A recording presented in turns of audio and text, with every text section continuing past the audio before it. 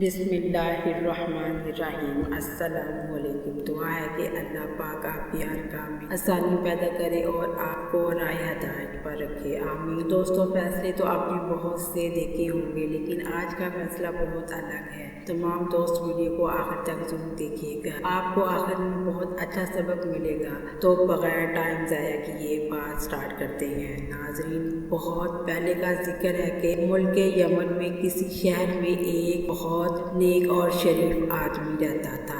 ये आदमी माहिर दर्जी था। इसके हाथ के सिले हुए कपड़ों की दूर दूर तक धूम थी। इसका पूरा नाम कोई नहीं जानता था, मगर लोगों ने इसे खामोश दर्जी का नाम दे रखा था, क्योंकि वो बोलता बहुत कम था और वो इसी नाम से मशहूर था। वो ज़्यादातर अमीर ख़वातीन के लिए कीमती मबलूसात सिया करता था, जो बेहतरीन सिल्क से बनाए जाते थे। इन मबलूसात के लिए वो आम तौर पर कपड़ा भी खुद खरीदता था। इलाके के सारे उमरा और वज़रा की बेटियों, बीवियों और औरतों के लिबास वही सिया करता था।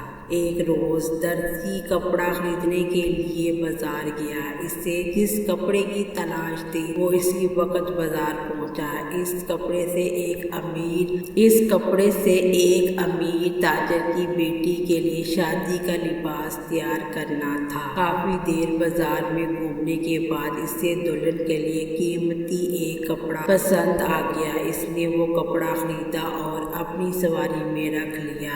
ये हाथ गाड़ी लकड़ी से बनी एक ट्राली नुमा चीज थी, जिसमें लोग अपना सामान रखा करते थे। हाथ गाड़ी में कपड़ा रखने के बाद दर्जी अपनी पसंद का दूसरा कपड़ा तलाश करने लगा, मगर जब वो दूसरा कपड़ा खरीद कर अपनी हाथ गाड़ी की जानिब आया तो वो गायब थे। दर्जी ने हर तरफ इसे ढूंढा, मगर इसका कहीं नामो निशान ना मिला। रास्ते में चलते लोगों से पूछा, मगर कोई इसकी हाथ गाड़ी और इसमें रखे कीमती कपड़ों के बारे में कुछ ना बता सका। वो पहले भी इसी तरह हाथ गाड़ी पर सामान रख कर बाजार पे घूमता रहता था, मगर इससे पहले कभी ऐसा वाकया पेश नहीं आया था। इसलिए दुकानदारों के साथ वो खुद भी बड़ा हैरान और परेशान था। हाथ गाड़ी की चोरी की खबर बाजार से होती हुई पूरे शहर में फैल गई।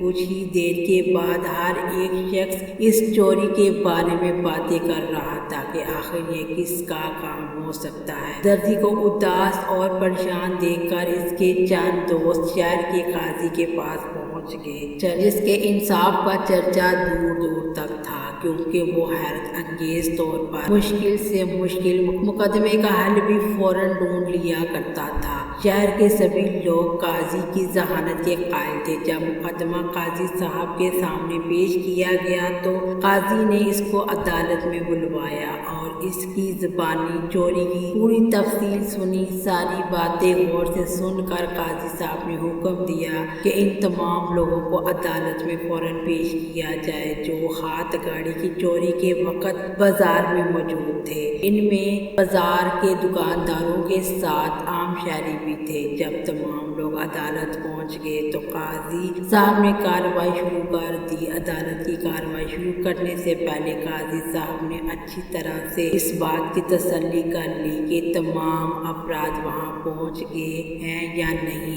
सब लोग अदालत के कमरे में अदब के साथ खामोशी से बैठे थे, क्योंकि वो सब काजी का बहुत एहतराम करते थे। फिर काजी ने खामोशी के साथ बारी बारी इन सब के चेहरों पर एक नज़र डाली और चंद लम्हों बाद अदालत के बाहर खड़े सिपाही को अंदर बुलाया। लिहाजा सारे सिपाही फौरन काजी साहब के सामने हाजिर हो गए। काजी साहब ने सिपाहियों को हुक्म दिया कि बाजार के बाहर चौक में लगे मुहाफिज सिपाही के मुजस्मे को गिरफ्तार कर यहाँ लाया जाए, क्योंकि इसने अपनी ड्यूटी सही तरह से अंजाम नहीं दी। इसकी मौजूदगी में ये चोरी कैसे होगी? पत्थर का ये मुजस्मा इस वक्त एक मशहूर सिपाही का था, जो बड़ा फर्ज शनास था और ईमानदारी के साथ अपनी ड्यूटी असर अंजाम दिया करता था। इसने बड़े नामी ग्रामी चोरों को गिरफ्तार करके जिंदान में पहुंचाया था।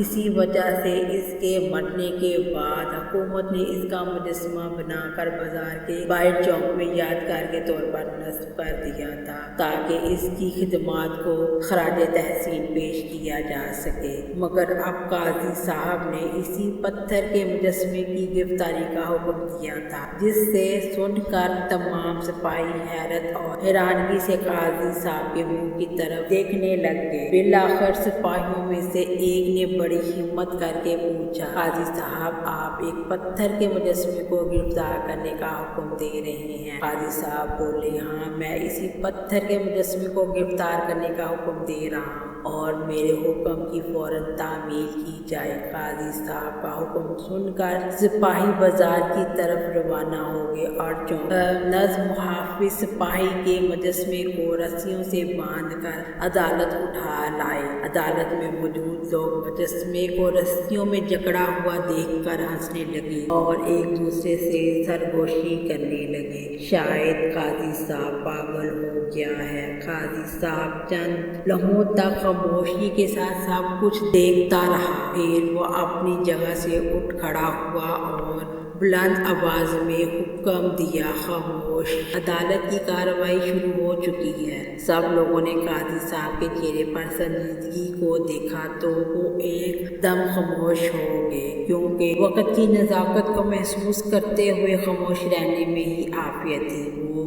वो सब जानते थे कि अगर वो लोग यूं ही हंसते रहे तो काजी साहब इनके खिलाफ कोई सख्त हुक्म जारी कर सकते हैं। जब अदालत में मौजूद सभी लोग खामोश हो गए तो काजी साहब ने कहा, तुम सब ने अदालत की तौहीन की है, लिहाजा तुम सबको इस जुर्म की पादाश में जुर्माना अदा करना पड़ेगा।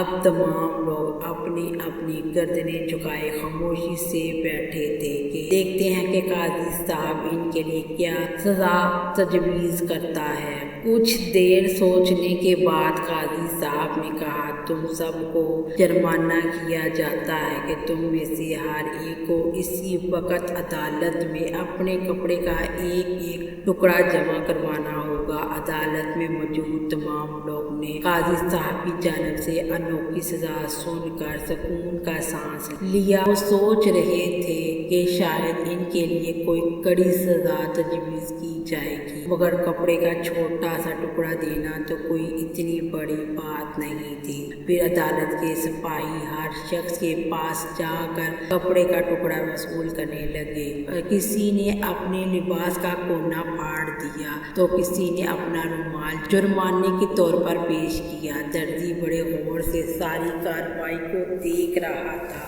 इसकी समझ में नहीं आ रहा था कि क्या हो रहा है। कपड़े के छोटे से टुकड़े की सजा तो कुछ भी नहीं, तो काजी साहब की अकल पर मातम करना चाहता था। फिर खामोशी से सारी कार्रवाई देखता रहा। जब सबके कपड़े जमा हो गए तो काजी साहब ने दर्जी को बुलाया और सारे कपड़े दर्जी के सामने रखते हुए पूछा, क्या तुम्हारा चोरीशुदा कपड़ा इनमें मौजूद है? दर्जी कपड़ों को देखने लगा, फिर अचानक जोर जोर से चिल्लाया, ये मेरा कपड़ा है। इसकी नज़र एक शख्स के हाथ में दबे कीमती सिल्क के छोटे से टुकड़े पर जमी हुई थी, जिससे वो सिपाही के सामने पेश करने जा रहा था। ये इसी का कपड़ा है जो मेरे पास से चोरी हुआ था।